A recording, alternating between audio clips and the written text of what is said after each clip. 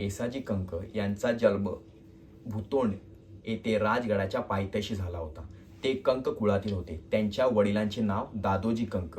कंक म्हणजे संस्कृतमधील गंगा राजवंशातून आलेले कुलीन मराठा होय.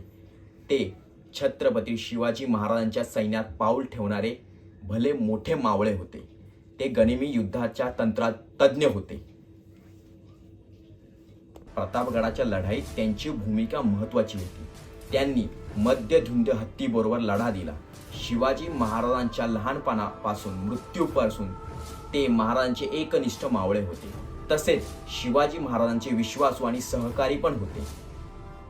स्वराज्य का निर्माण करावे ही समज आल्यापासून ते अगदी महाराजांच्या शेवटच्या श्वासापर्यंत, स्वतःच्या शेवटच्या श्वासापर्यंत ते शिवाजी महाराजांच्या आदेशानुसार स्वराज्याची सेवा करणाऱ्या मावळ्यांमध्ये ते एक नाव आवर्जून घ्यावे लागते. ते म्हणजे शूर शिलेदार येसाजी कंक.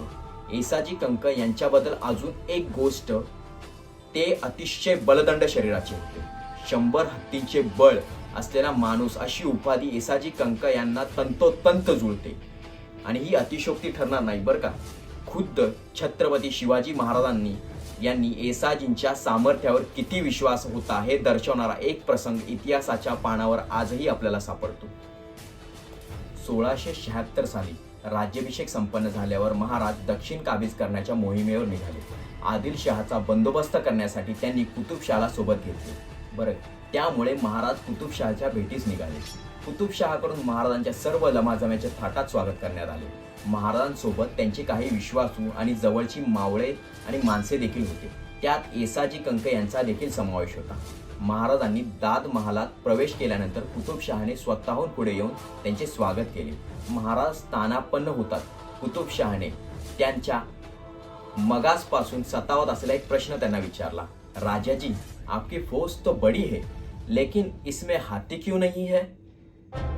तेव्हा महाराजांनी येसाजी कंक यांच्याकडे बोट दाखवले आणि हत्तींना पण लोळविल असा हत्तीचे बळ असलेला हा मावळा आहे. किती हा मोठा विश्वास. बरं का. कुतुबशाह म्हणाला, हमें भी तो यह देखने का मौका दीजिए राजाजी. हत्ती आणि येसाजीच्या झुंजीचा दिवस ठरला. किल्ल्यामागील पटांगणात शानदार गोलाकार जागा तयार करण्यात आली. सभोवताली माळे रचून प्रेक्षकांसाठी आणि मान्यवरांसाठी बसण्याची जागा तयार करण्यात आली. अखेर तो क्षण आला. हत्तीच्या चालीची येसाजींना जणू अपेक्षा होती. त्यांनी डाव्या बाजूला येत हत्तीला चकवणारे जमवलेले प्रत्येक डोळे जीव मुठीत धरून ते थरार पाहत होते. हत्ती आणि माणूस या दोघांमधील लढतीत हत्ती जिंकणार याची जणू सर्वांना खात्रीच होती. पण केवळ येसाजींचा संघर्ष पाहायचा म्हणून ती प्रत्येक नजर तेथे हजर होती. येसाजींना काही वेळ हत्तीला खेळवले. समोरचा युलासा माणूस आपल्याने बघत नाही हे पाहून हत्ती अधिकच आक्रमक होत होता. तो सर्व शक्तीनिशी येसाजींना पायदळी तुडवण्याचा प्रयत्न करीत होता. येसाजी त्याला एखाद्या खेळण्याप्रमाणे खेळवत होते. अजून काही वेळ असाच गेला. येसाजी खेळवत होते आणि हत्ती खेळत होता. सततच्या धावण्याने अखेर हत्तीला धाप लागली आणि आक्रमकता हत्तीची कमी झाली. येसाजी जणू याच संधीचा वाट बघत होते. यावेळेस त्याने स्वतःहून पुढे जाऊन हत्तीला जोरदार धडक दिली. सह्याद्रीच्या दऱ्याखोऱ्यात मातीत कमावलेल्या त्या बलदंड शरीराचा धक्का बसतात क्षणभर हत्ती जागेवरून हलला. पण अचानक त्याने स्वतःला सावरत येसाजींना सोंडीत पकडले. पण येसाजी हार मानतील ते कसले. त्यांनी आपली सर्व ताकद पणाला लावून हत्तीच्या सोंडेतून त्याची सुटका करून घेतली. तलवारीचा थेट वार हत्तीच्या सोंडेवर दिला. येसाजींनी घातलेला घाव हा लढाईतील निर्णायक घाव ठरला.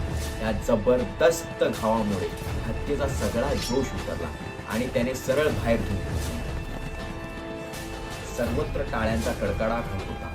सर्वत्र येसाजींच्या नावाचा गजर होत होता. येसाजी देखील सर्वांना अभिवादन करीत होते. इतक्यात त्यांची नजर महाराजांच्या नजरेला मिळाली आणि त्यांची छाती गर्वाने अधिकच फुलली.